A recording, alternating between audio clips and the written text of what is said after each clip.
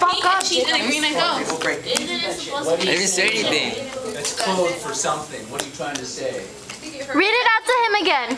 What's the other part say in Spanish? I speak what? I mean, suerte, good luck. There. You say it, pink and a cheese and a green and a gold.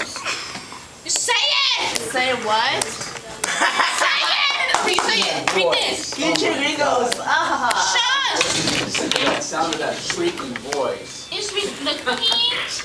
Imagine that. You say it, mister. Or you get an F for the day. No.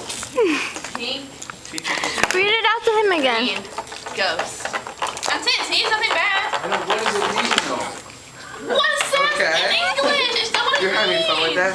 No, I don't understand. Yeah. Okay. It's an English word right Yeah, I here. know you. What a trickster you Even are. when I go on the phone, I hate when girls do that. Like, no way, can you say?